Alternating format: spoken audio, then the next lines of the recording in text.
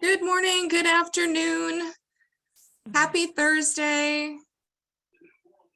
Good morning, afternoon. Really quick. Happy Thursday. Happy Friday Eve. Yeah, happy Friday Eve. I like that. Yes. Okay. Just need to make Kathy a co-host so she can let people in. A co-host. Okay, guys, please mind your background noise. For those of you who have been to my trainings before, I'm always very much in favor of class participation. But please mind your background noise. And if I am ignoring the chat, my apologies, please feel free to jump in. Kathy, if you wouldn't mind letting me know if people are posting in the chat, that would be awesome. Absolutely. So I'm just gonna mute a couple of people because we've got some background noise going on.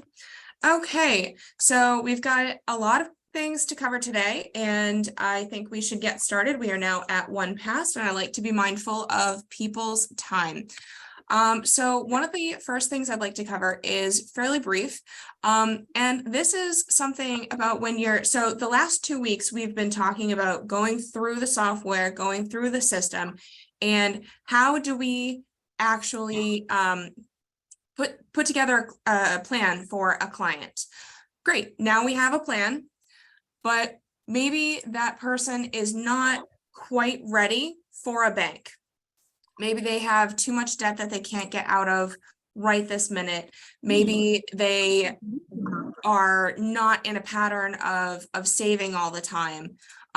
So there are a number of reasons why your gut instinct could be telling you that this person is not ready for a bank right now.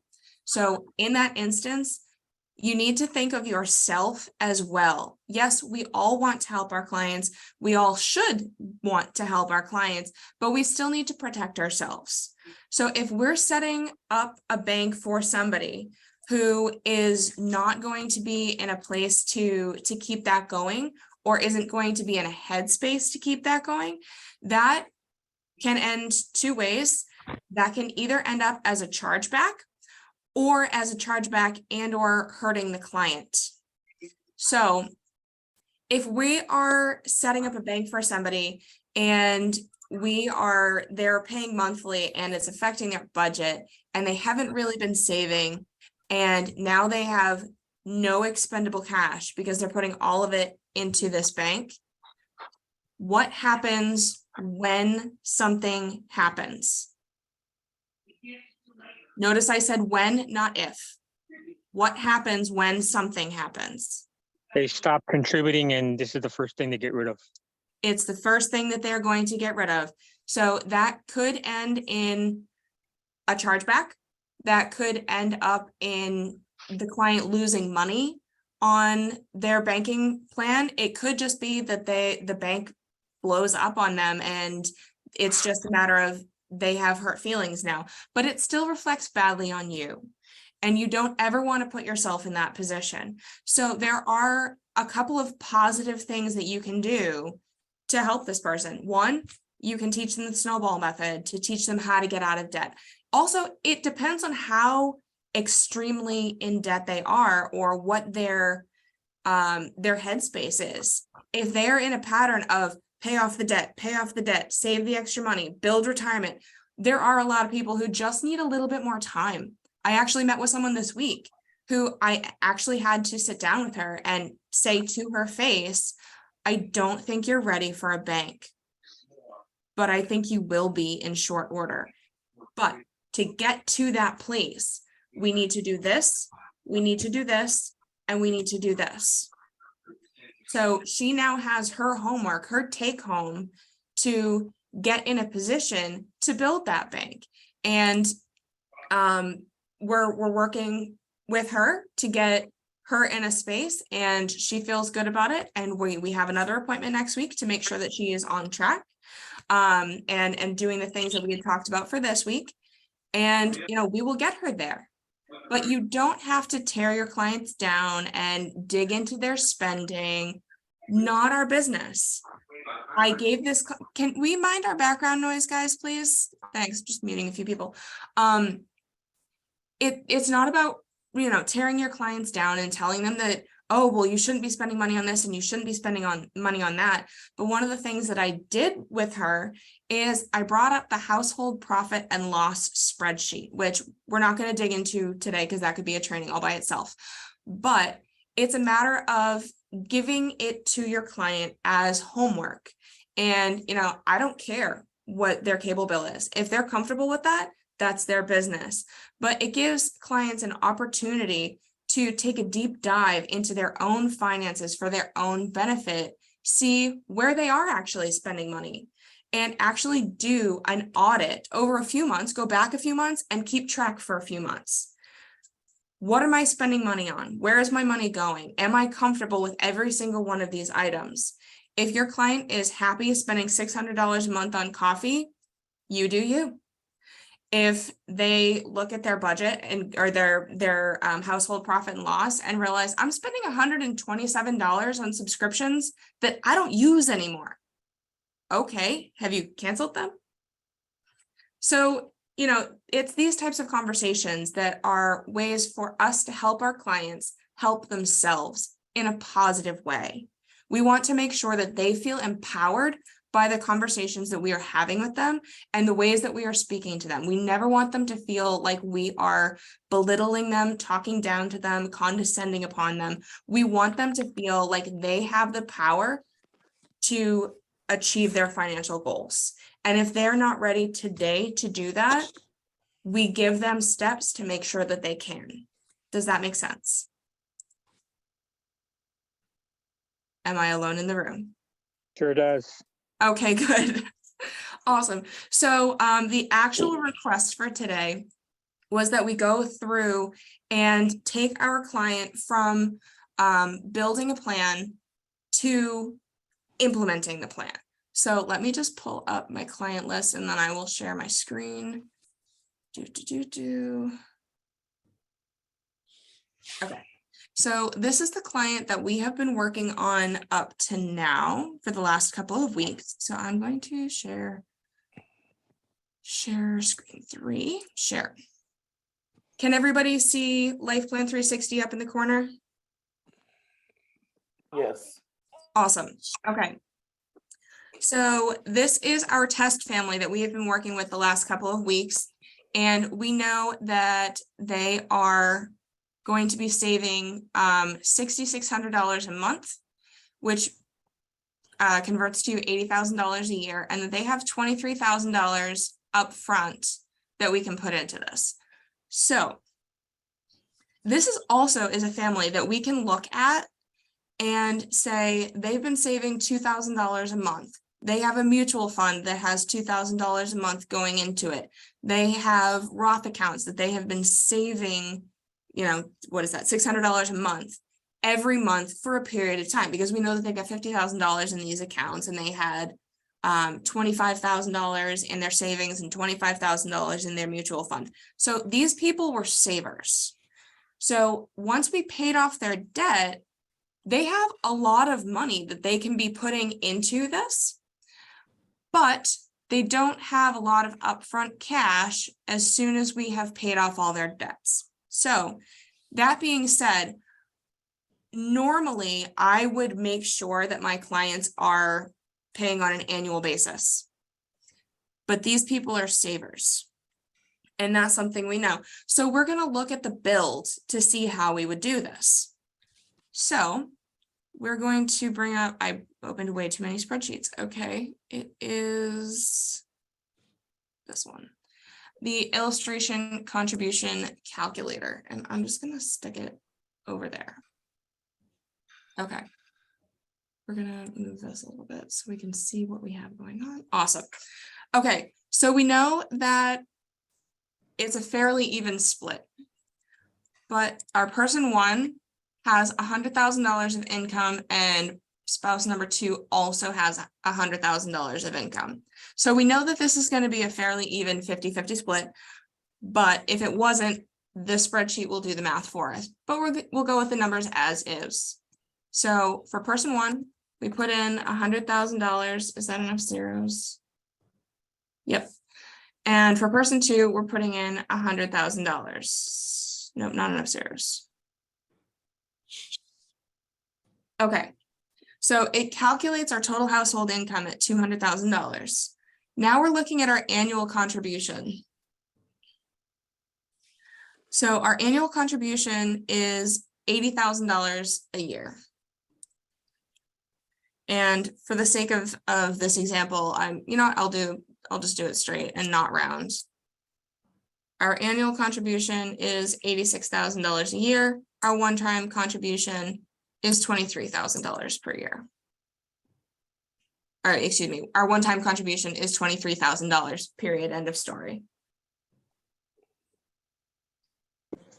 So right here, we see that the percentage of the household is a 50-50 split.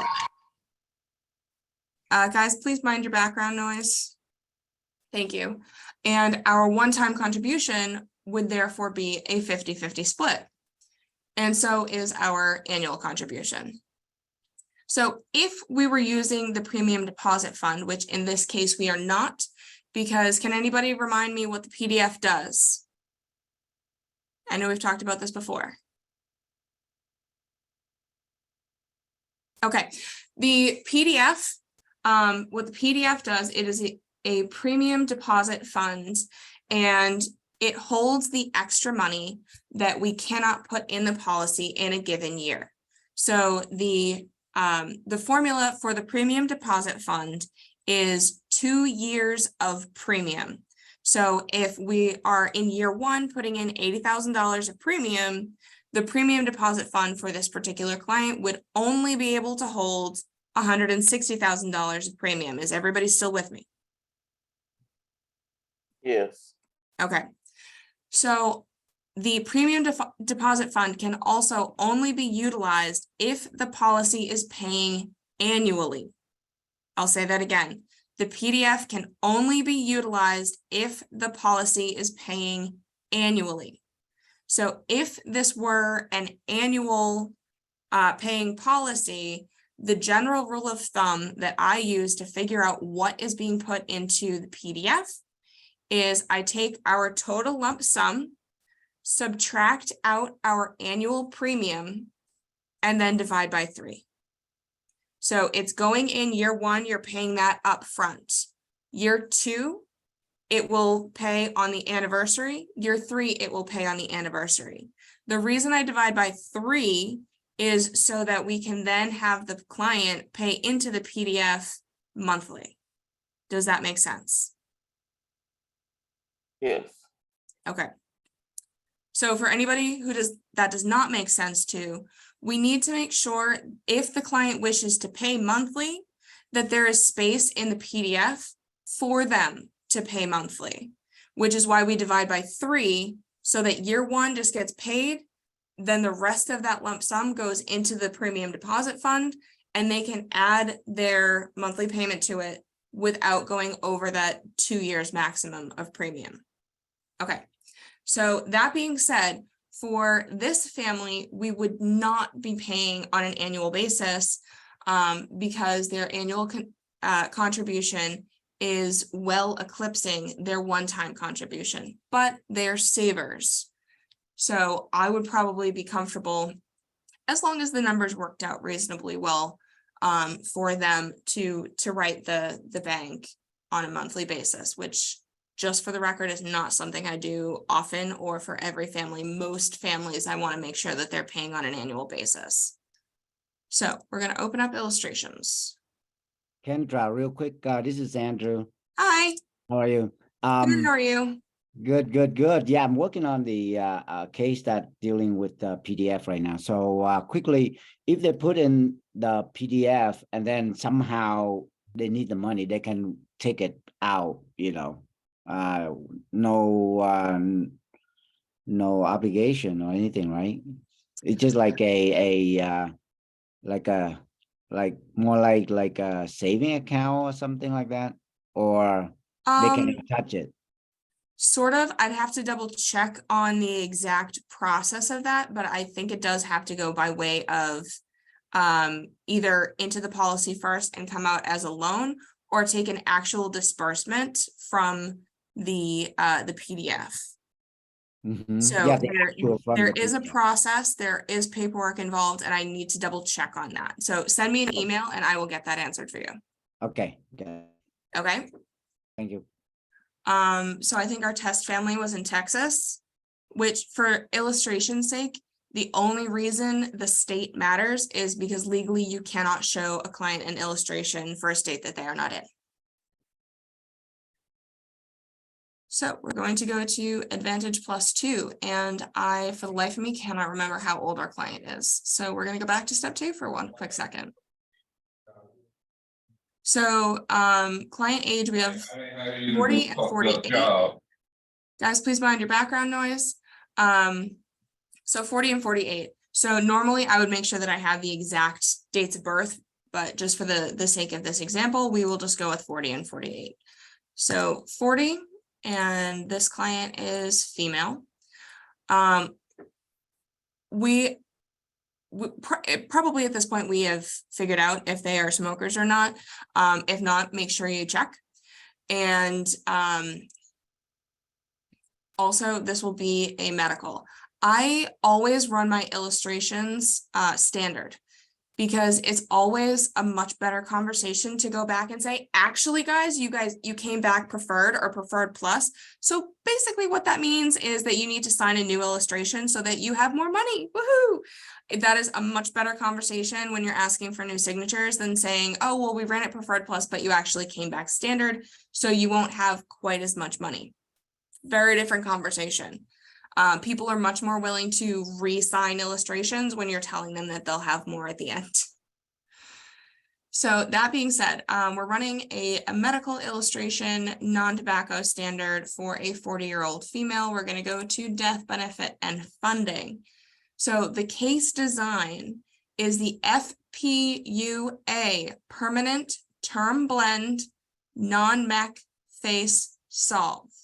So for anybody writing that down, I'll say it again, FPUA, permanent term blend, non-MEC face solve. And click on that. Wait for it to update.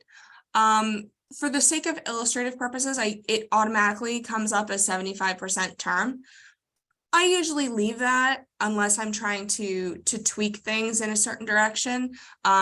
But 75% is generally fine.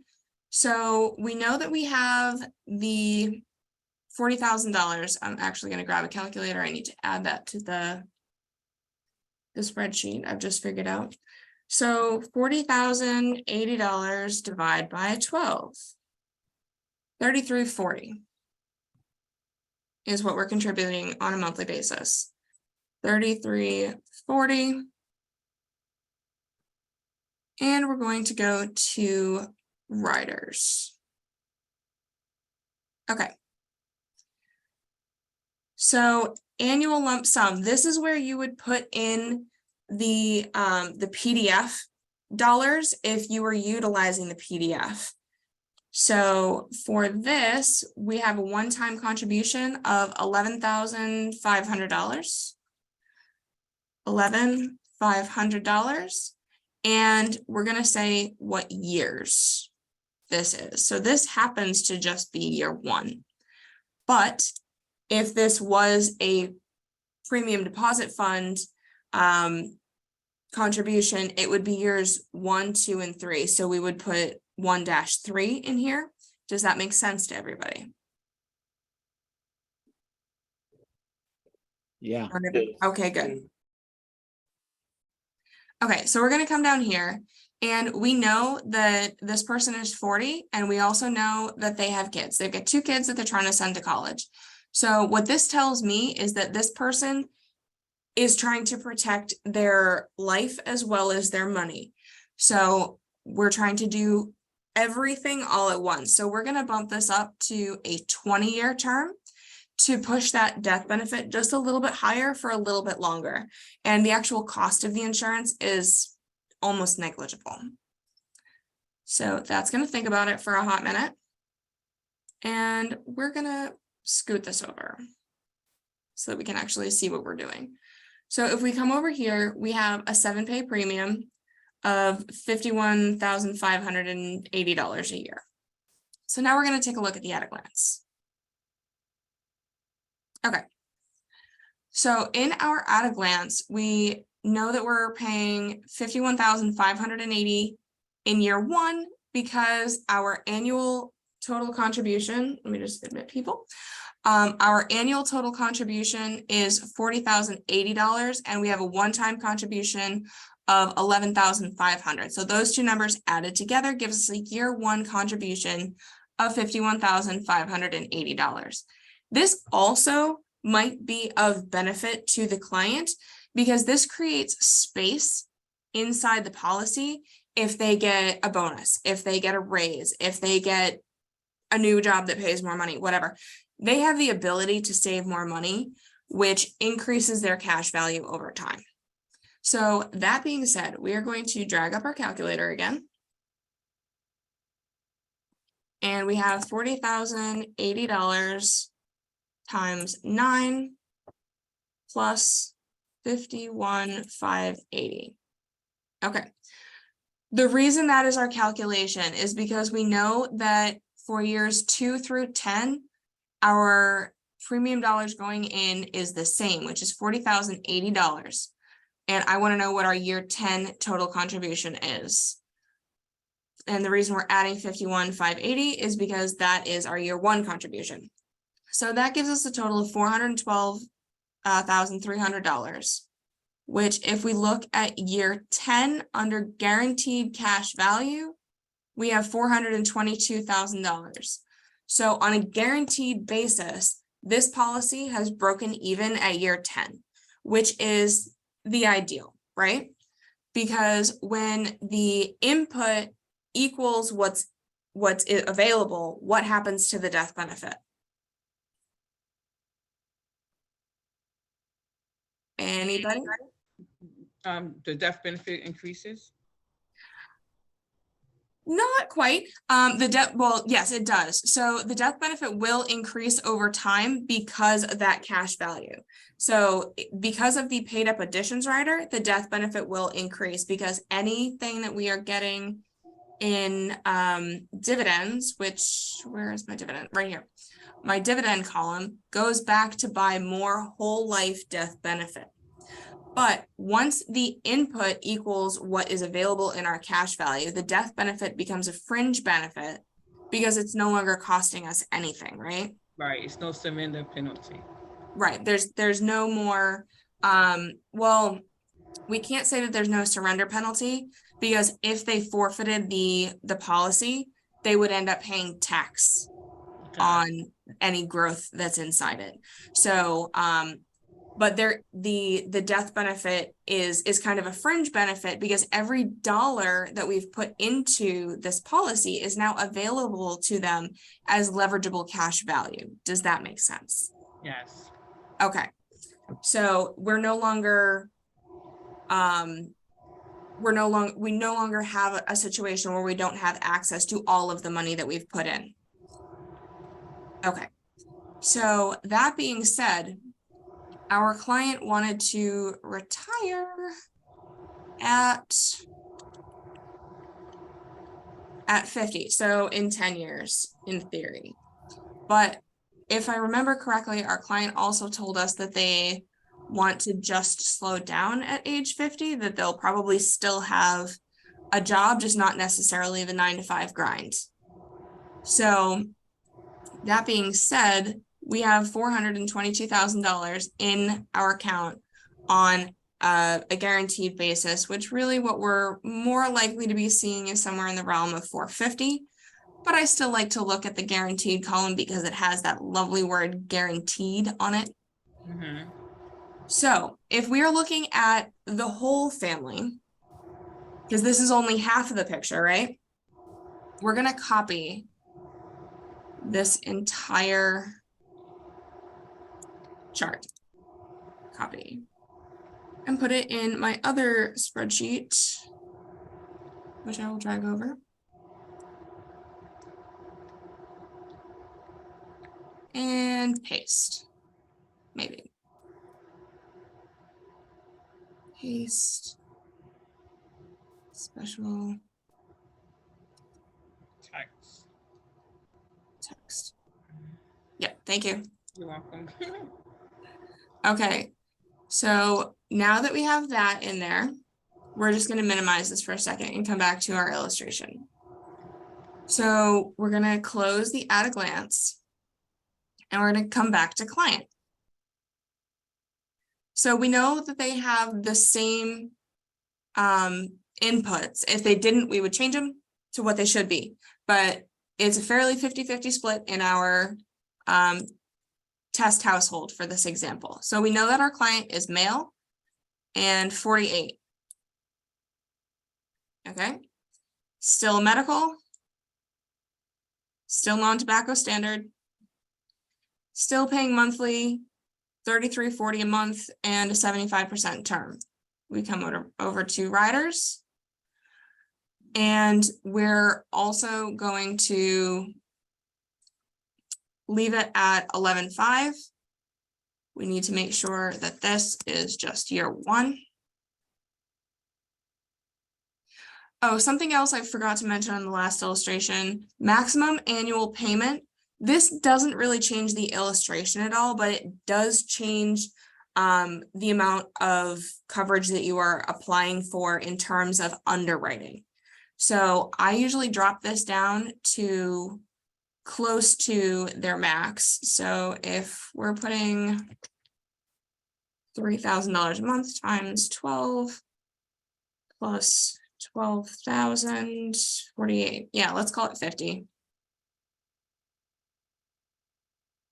50. So notice I'm rounding up to make sure that we have enough space for what we're putting in there, but we don't want to be applying for too much coverage in terms of underwriting, because that could reject it based on the amount that they are applying for in a ratio to their income, which I don't think is going to be an issue with this client, but the general rule of thumb is 20 times salary is the maximum death benefit. Okay, so they are 48 and they also have kids. So 48 is kind of could go either way, but where they have kids, I'm going to still go for the term 20 or the 20-year term. Simply because they have kids, they're going to want to make sure that those kids are completely grown and gone and living their best lives on their own before that death benefit decreases. Although with this amount of funding, I'm not sure it's really going to be a big deal, but I want to see it at a 20-year. So now we're going to go to the at a glance. Okay. So this one doesn't quite break even at year 10. Probably because of that 20-year term. So we can run it two ways. We can have a conversation with our client. It is pretty close. I'll run it with a 10-year term just to show it to you. Term 10-year. At a glance. Yeah, at the 10-year term, we just break even at year 10. Because remember, it was I think it was 412. Was it 412 that we had? 40, 80 times 9 plus 51, 580. Yeah, 412, 300. So at a 10-year term, it breaks even at year 10, but we're also losing $700,000 of death benefit in year 11. So let me go back to the 20-year term.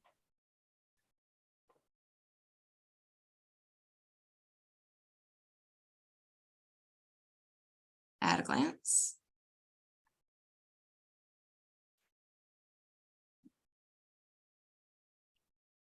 Yeah, so at this point, you're losing about the same. 700,000 of death benefit, but at this point, we know that the kids are grown and gone. So this is a conversation that we could have with our client when that time came, that you show it to them both ways. So, but for this example, we're going to go ahead with the 20-year term and copy all of this. Copy into our spreadsheet. So we're going to put this in client 2. Paste. There we go. It worked. Okay. So now we can go over to our totals page and make these a little bit bigger so that we can actually see what's going on. This probably looks a little bit like an eye chart. So I will make it a little bit bigger. Is that better? Yes. Okay, good. Guaranteed death benefit. So the really good thing about this table, and you cannot tell a client that this is an illustration because it's not, but you can show them that this is basically the tables inside of an illustration that you've conglomerated for the sake of illustration, but you will show them the actual illustrations. But this is kind of to give them a better picture of their whole situation. So the other thing to consider is that at year 10, what have we put into this?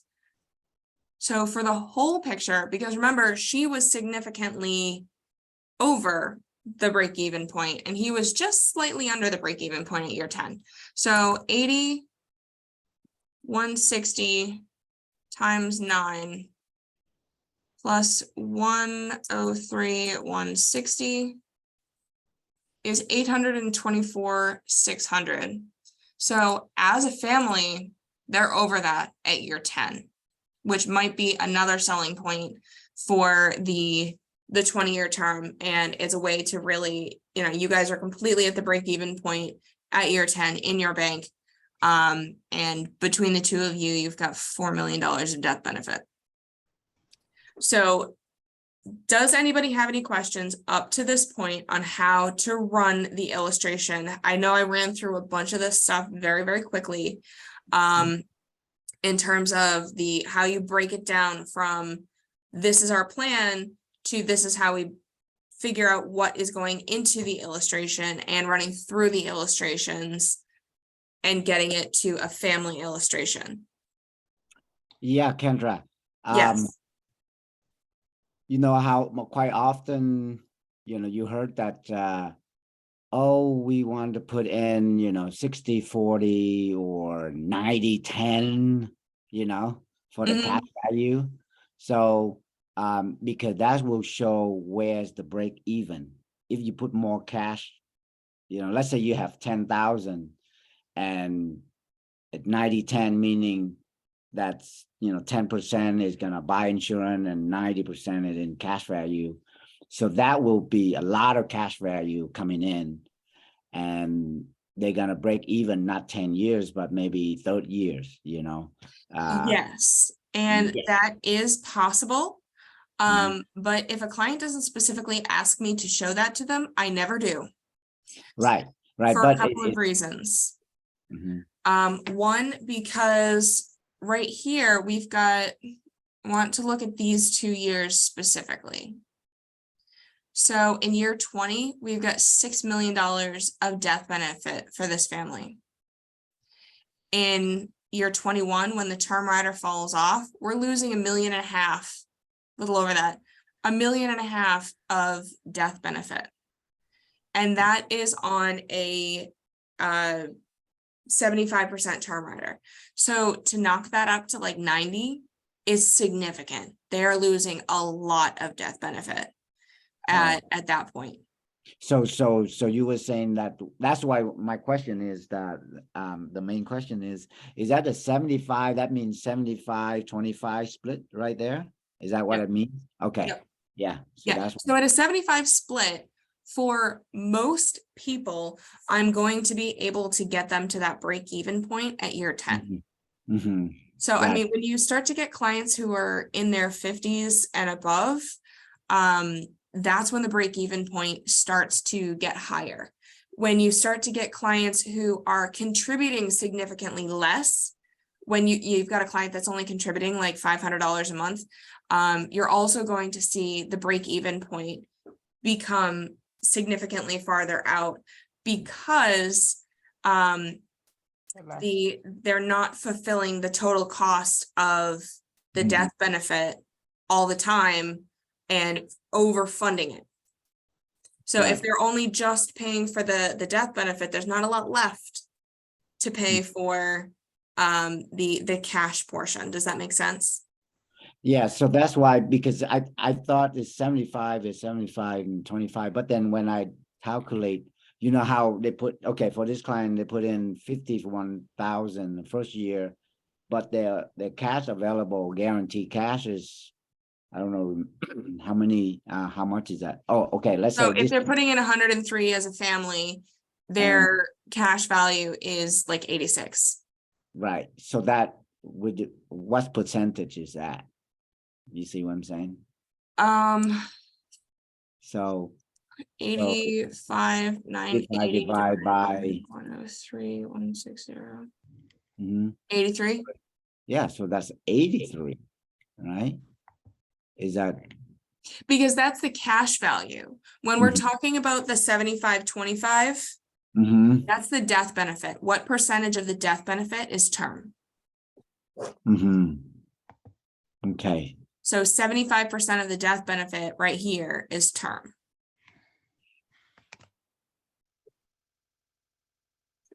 okay, Okay, so you know what? I'll even show you guys. You know, let me just minimize this because I know it's right behind it. I'll show you what it does. So actually, I need the at a glance again, don't I?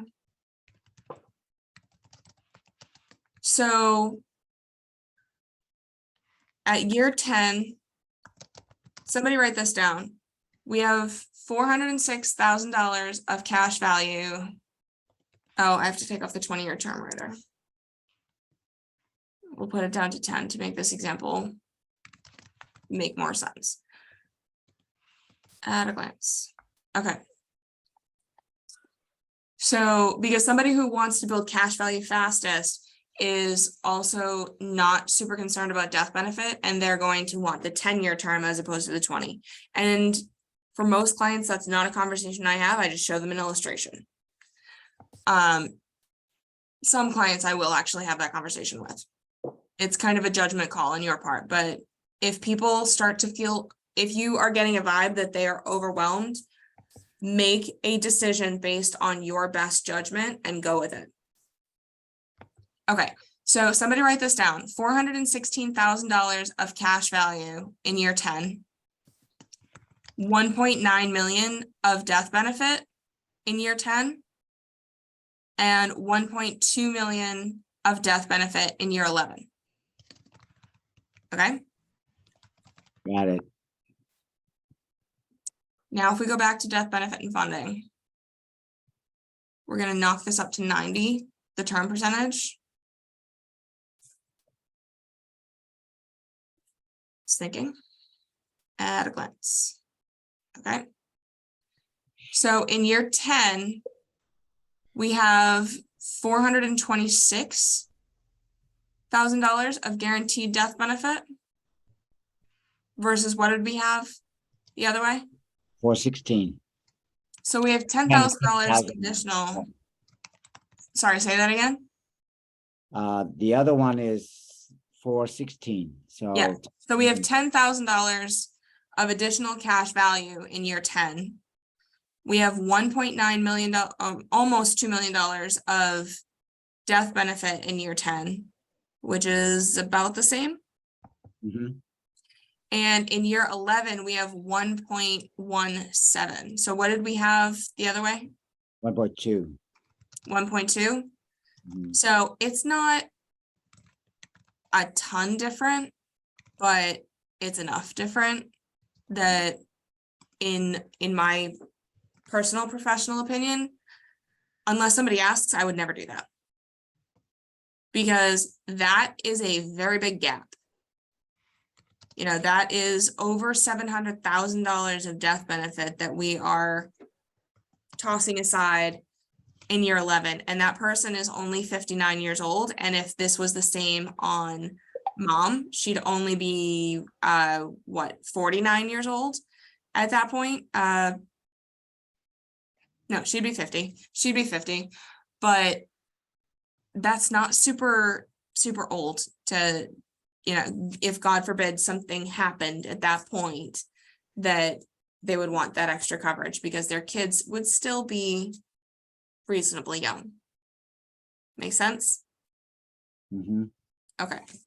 And for the amount of cash value growth that it gives us, is it worth our peace of mind?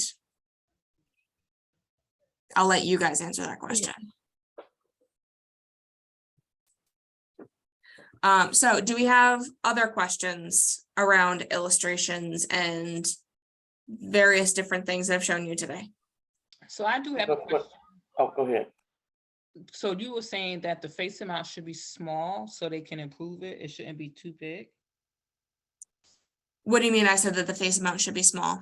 Like the if they're applying for 50,000 and then they fund it, like overfund it to grow the cash. Can you explain that? And I kind of came on a little late too. Yes, so the general rule of thumb is that the maximum death benefit that they would be approved for is 20 times their annual salary. Right. So that being said, you're going to run into clients who have a large enough lump sum that they cannot put that all in 1 year, Okay. because it will bump the death benefit up so much that they're not going to get approved for that much death benefit. Does that make sense? Yes. And also, so let me show you an illustration of this. So let's say that this client had, for kicks and giggles, $100,000 up front. So that's a 50-50 split. Let me put this back to 75.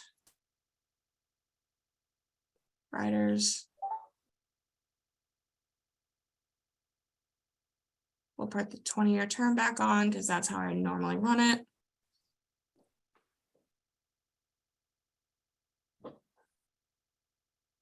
$50,000 year one. Let me 70. You know, we'll just put it back at 100 so that I'm not doing math all the time. Come on.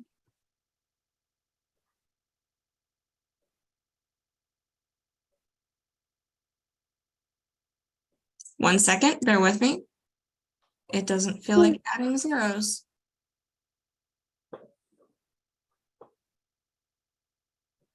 There we go. Okay, so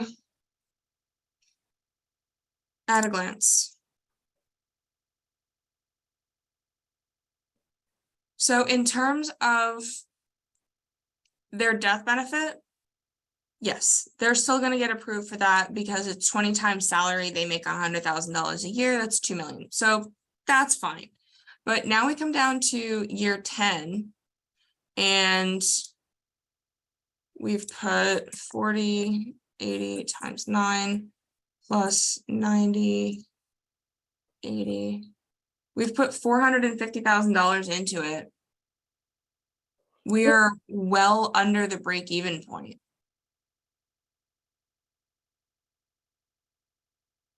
Do you see how that happened? Because our break-even point, remember, is $450,000. And right now we have 424.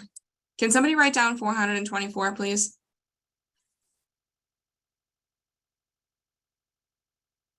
Okay. Got it. Awesome. So I will close this. So what happens if we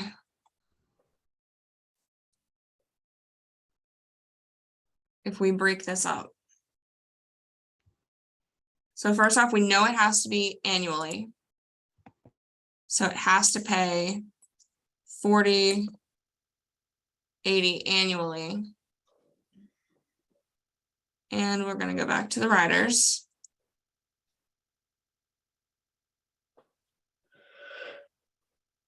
And this becomes 10. Because that's the difference, give or take. So now we're gonna go back to the at a glance.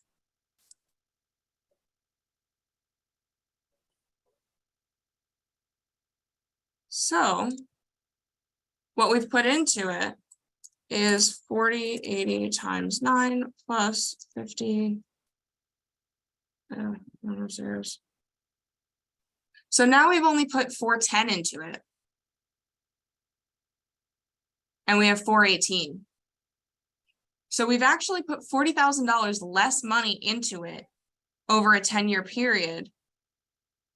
But we are more at the break-even point. We're over the break-even point, actually. So yes, they did have more money the other way. So this is something that you're going to have to play with. From illustration to illustration, you might have to run a couple of different illustrations for a client. But do you see how it functions to do that? To use that lump sum to make it an annual payment so that they can start a premium deposit fund.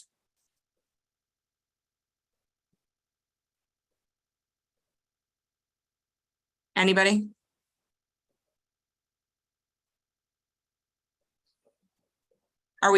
Do I need to bring in something?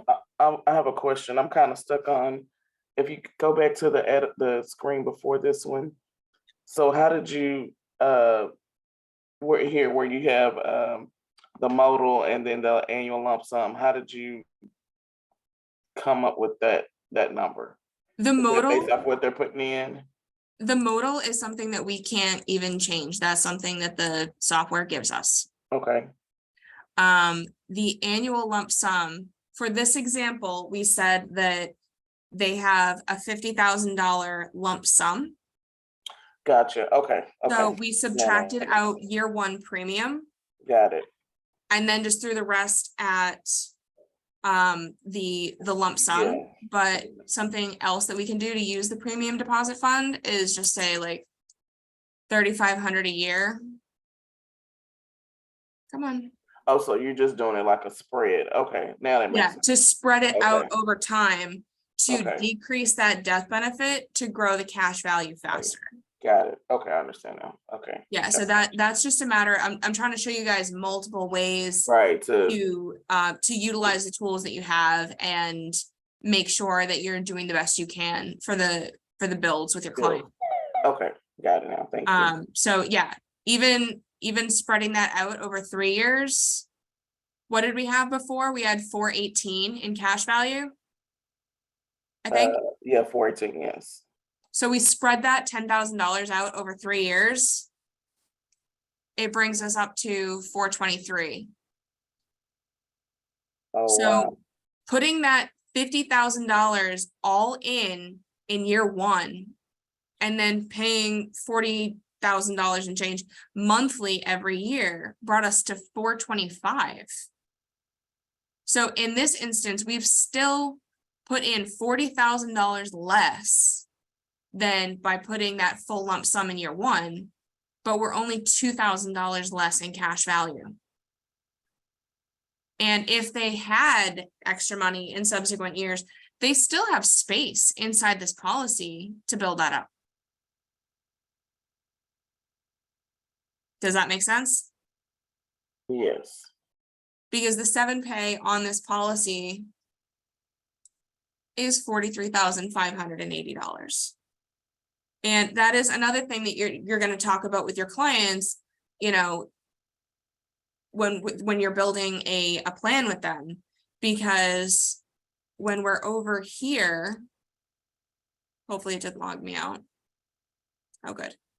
When we're over, wrong page, next page. When we're over here, we say, you know, this is our cash in a tin can column. What have we not considered? We haven't considered any growth. Okay, great. What else haven't we considered? We haven't considered any raises. We haven't considered bonuses. Do you guys get these things? We haven't considered tax refunds.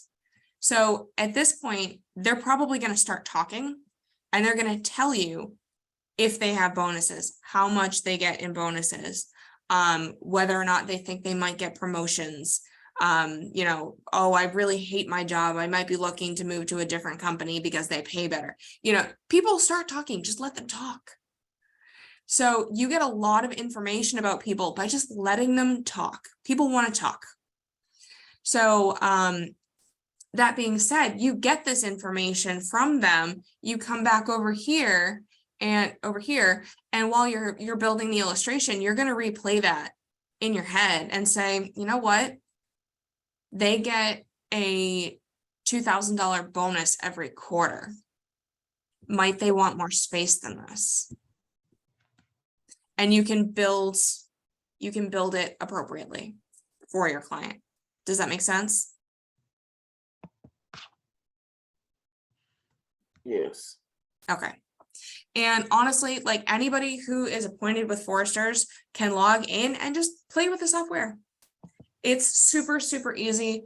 Foresters is definitely my favorite illustration software because it is so easy. Does anybody have any questions?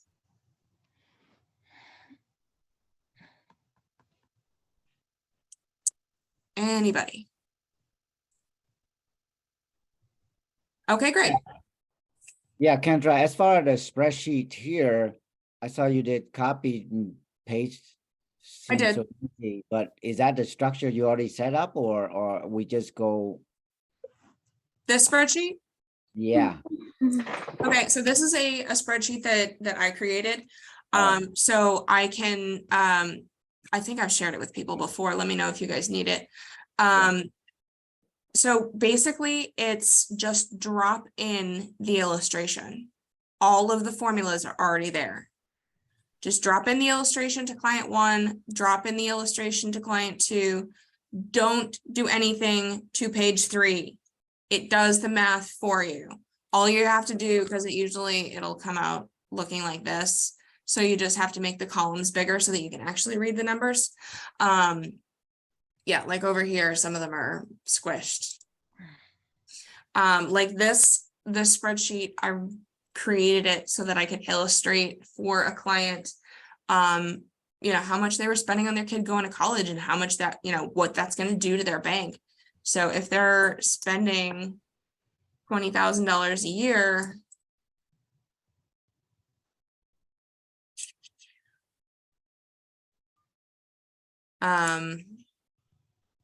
for 4 years, you know, they've now spent $80,000 and their guaranteed cash value is 390. And at that point, if they put it back, it goes back up.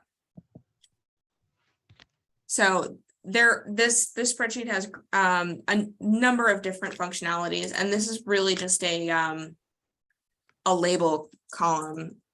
Like you can just put in college, so that people can go through their plans and say, oh yeah, this is what we were planning on doing. That doesn't mean they're necessarily going to do it. It's just for people that want to see it, namely engineers and computer scientists. And honestly, guys, this is completely an aside. Most people are absolutely terrified to work with engineers and computer scientists, but quite frankly, I love working with engineers and computer scientists because they are all about the numbers. Just give me the brass tacks. Tell me the bottom line. They're very like facts, figures. You don't have to, you know, play a big scene with computer scientists and engineers. It's much easier, to be quite honest. So a couple of things for housekeeping's sake that I wanted to go over is your homework. The homework this week is I need every single one of you to send me an email. So I'm going to stop sharing really quick. I need I want to see 18 emails. There are 18 people on this call. I want 18 emails. And I'm going to put my, anybody who needs a spreadsheet, send me an email. roads@ican.com. Okay, so that is my email. I want an email from every single one of you. Boot camp is March 1st through 3rd in Dallas. I need an email from every single one of you telling me what it is that you guys need to know, what it is that you need to learn at boot camp to make it worth it to you personally to go and be there in person and participate. Does that make sense to everybody?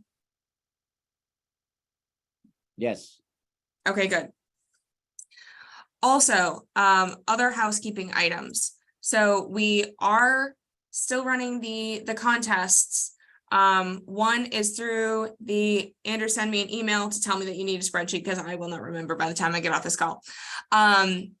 We are running contests. The first one is the holiday contest that goes through the end of the year. And for that one, you can actually earn gift cards without actually winning the contest. So, and definitely, if you guys need help sitting with your clients or you need help writing a policy, email me. We will make an appointment. We will make it happen. I have said it before. I'll say it again. I am so committed to you guys' success that I should be committed. Froze up. I'm sorry? No, I said you had just froze up for a minute. Oh, okay. Am I back? Yeah, you get. Yeah. Okay. Yeah, I'm so committed to you guys' success that I should be committed. So seriously, reach out to me, email me. I do my level best to make myself available to you guys so that we can do the best by your clients, yourselves, etc. I want this to be a good learning experience for all of you. And please, please, please let me know what I can do differently, better, more, etc. What do you guys need? So send me an email. The other contest is for boot camp. It's the Valentine's Day boot camp contest. And for that one, we are counting apps in. We are counting annual premium on issued paid annuities and issued paid life insurance policies. And it doesn't matter if it is final expense, mortgage protection, life plan 360, term, doesn't matter. Submit anything. All of it counts.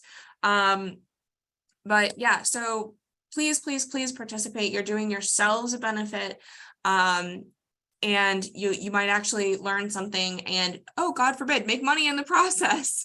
So yes, if anybody needs help with that, let me know. Let me know if you plan on coming to the boot camp. If, let me know what you need and what you need help with. And with that, does anybody have any last minute questions?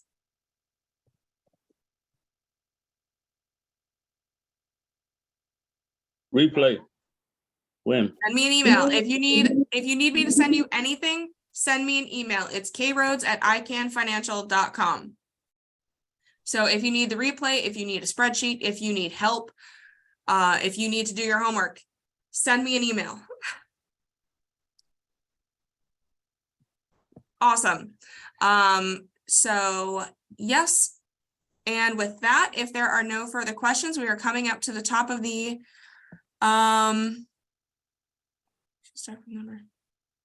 okay, send me an email and we will make that happen, Andrew. Thank you. Anything else before we adjourn for the day? Oh, I do have one other thing. Next week is Thanksgiving.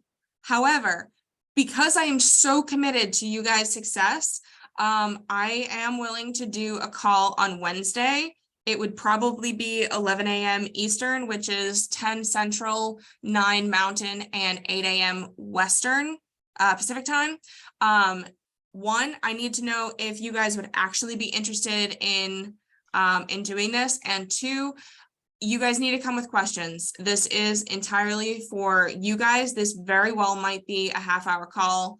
If you guys don't have a lot of questions, this is entirely for you guys' benefit. If you guys have specific questions that you want answered, I will take that time to answer them. But you have to let me know that you want that call. Okay, so email me, let me know what you need, and we will get that moving. With that, I say have a great weekend, and I will hopefully see most of you next week. Okay, Right. bye guys. Bye.